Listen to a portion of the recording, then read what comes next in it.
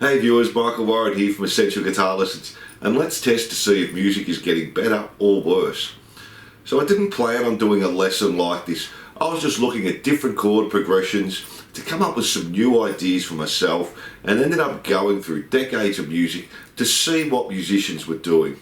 Before I knew it, I'd gone through heaps of songs, and out of curiosity I thought it could be fun to test the different decades and see if songwriting was getting better or worse.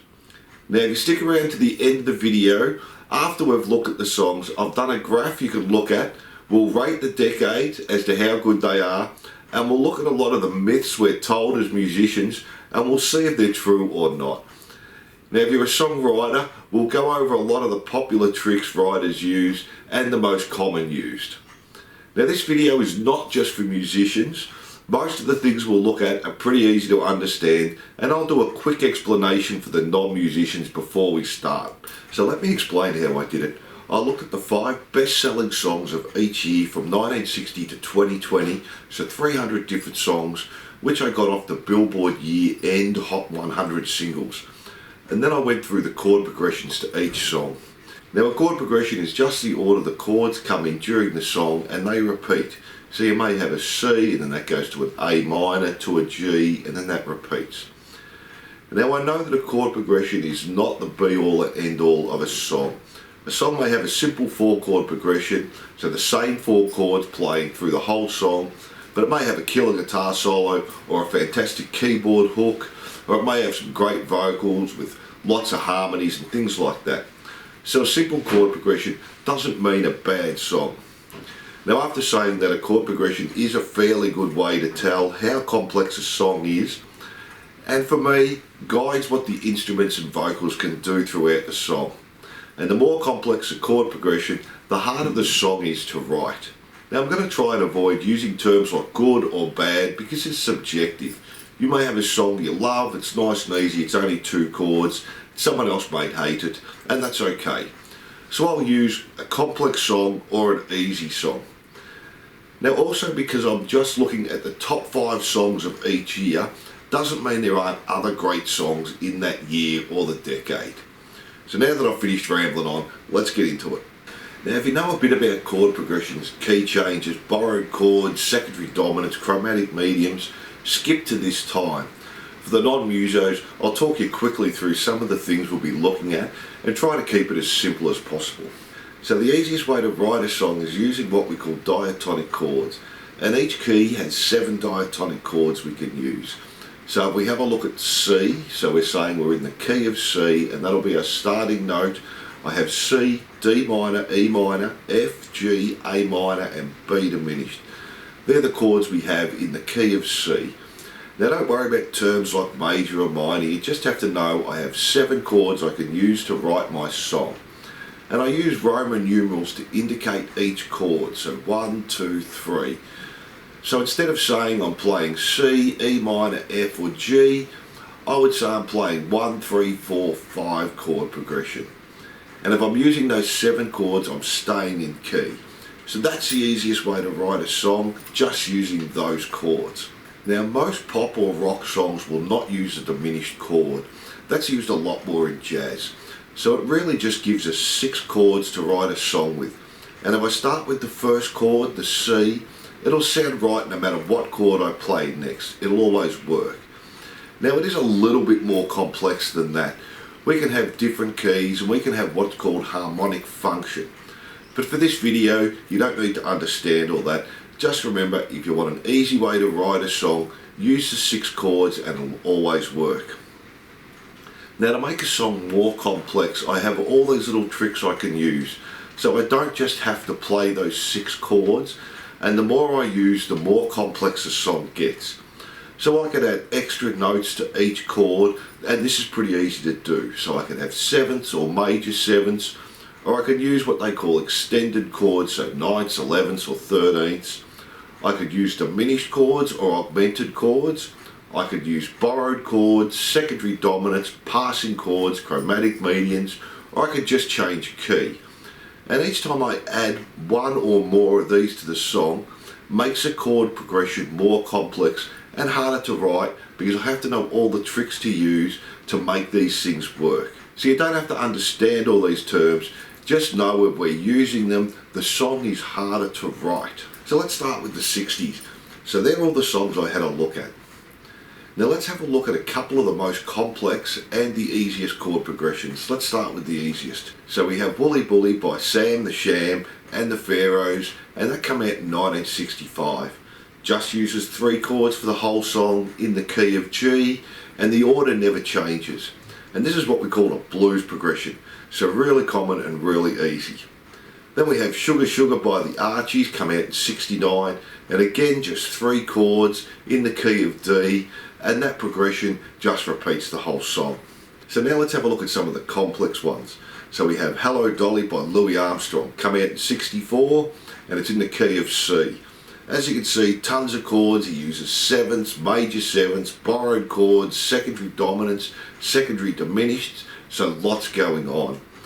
And this is expected. He was a jazz player, and a lot of jazz songs have complex chord progressions. And we also have To Sir With Love by Lulu, which came out in 67 in the key of A, and again uses 7th chords, secondary dominants, a major 2 and a chromatic medium, so another complex chord progression. Now let's jump into the 70s. So a couple of easy ones. Best of My Love by The Emotions, Not the Eagles one, come out in 77 in the key of G, just using 3 chords, and has the same chord progression throughout the whole song. We have Seasons in the Sun by Terry Jacks, come out in 74 in the key of G, and again just using 3 chords. So let's have a look at some of the complex songs. We have You Light Up My Life by Debbie Byrne, come out in 78. It's in the key of G, and you can see all the tricks they used. And we have It's Too Late by Carole King in 71, and again you can see great chord progressions there. Now let's take a look at the 80s.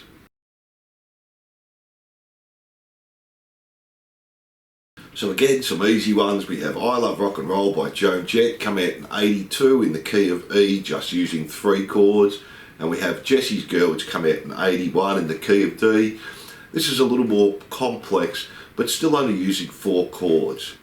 We have a look at some of the harder songs. We have Magic by Olivia Newton-John, come out in 1980, and this one has a key change between the verse and the choruses and uses lots of different tricks, so that one's very cool. Then we also have Do That To Me One More Time by Captain and Tennille. This one has 2 key changes, a chromatic medium, a borrowed chord and an augmented chord, which is unusual in pop songs. So now let's check out the 90s.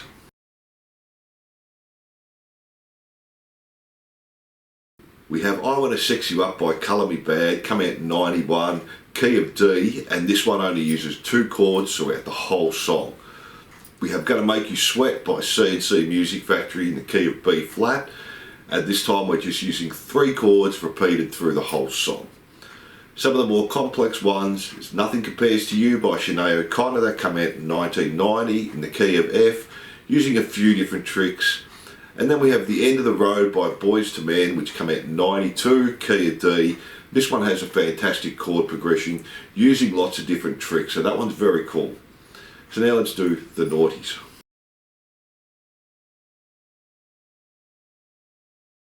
Now for the first time we have 29 of the top songs that just use 2, 3 or 4 chords, and they repeat through the whole song.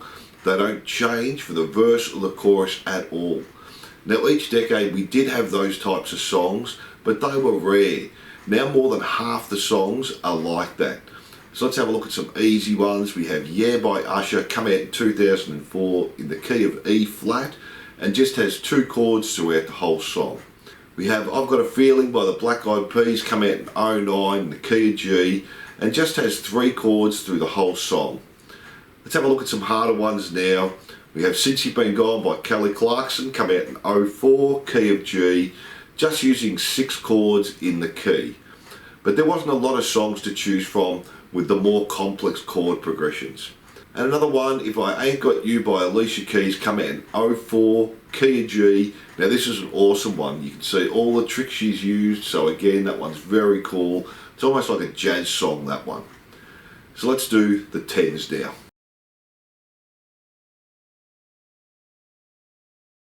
Now again, this time we have 35 songs out of the 50 that use 2, 3 or 4 chords for the whole song and don't change at all.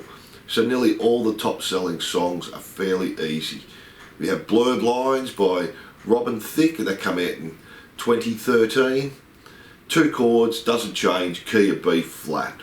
And Harlem Shake again, 2 chords, doesn't change, the key of G.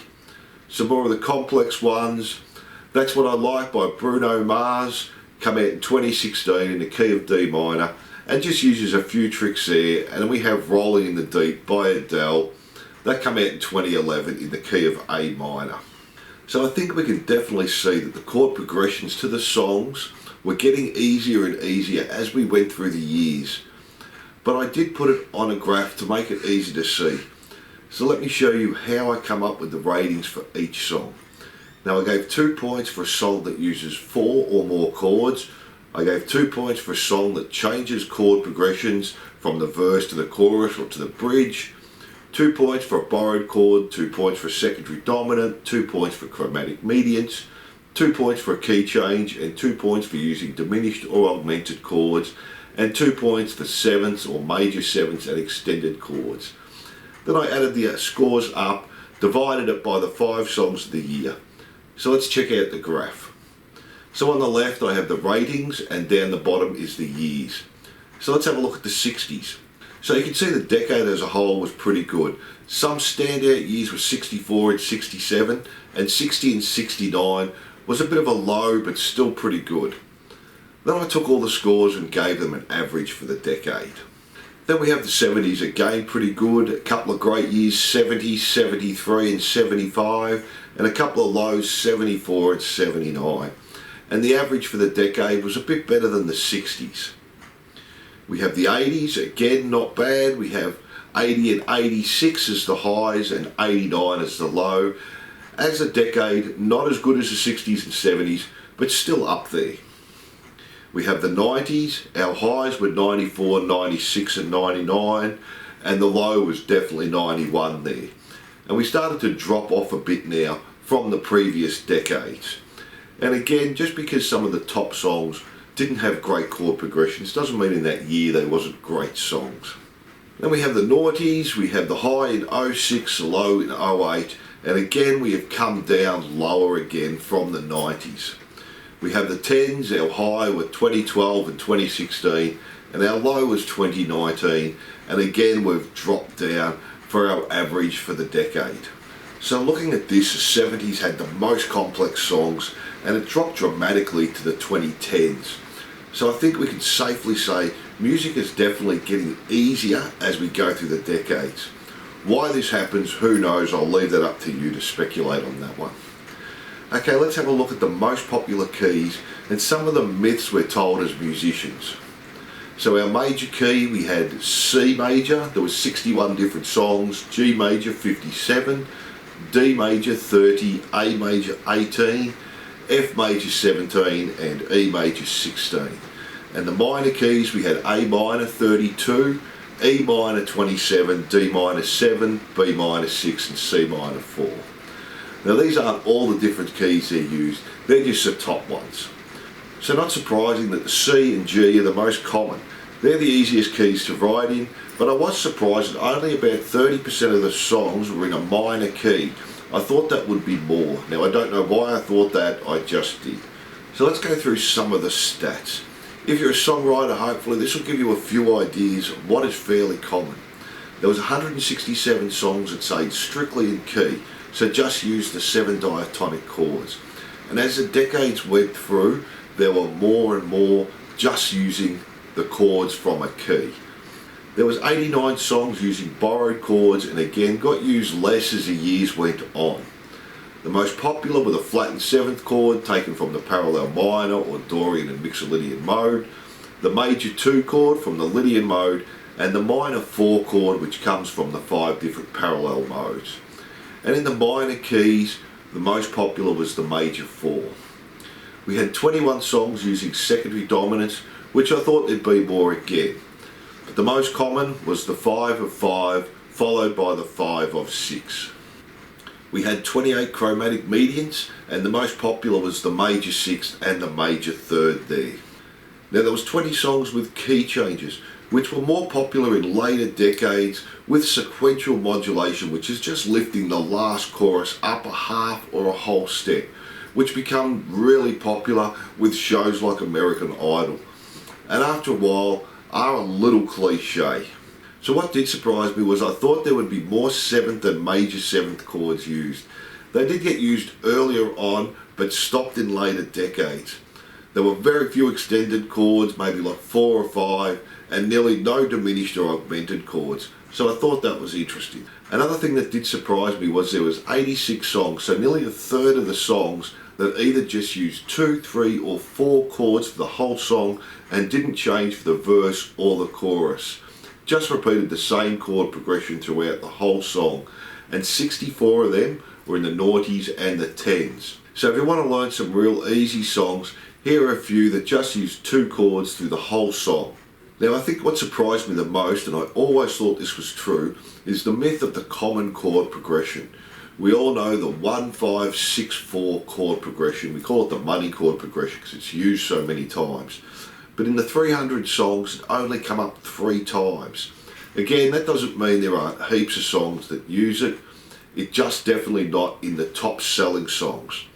The most common one was 1-6-4-5, and that was only used 13 times in 300 songs.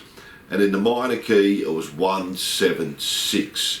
Now another thing I always thought, and this might have just been me, was you have a 2 or a 4 chord progression, so it might just be 4 chords for the verse, and then they repeat again, and then it changes for the chorus, and it might be 3 chords or 4 chords and repeats for the chorus there. Now this wasn't true. It's nowhere near as formulaic as this, which is a good thing. Now I never really listened to a lot of pop songs, I just thought that's the way it was, but clearly I was wrong, which I'm happy to say. So there wasn't any common chord progressions, which was a surprise. But the most common chords used with the major were 1, 4 and 5, and in the minor the 1, 6 and 7 chords, which is to be expected. And that's it, so I hope you enjoyed this. I hope you got something out of it. So thanks for watching, and don't forget to like and subscribe.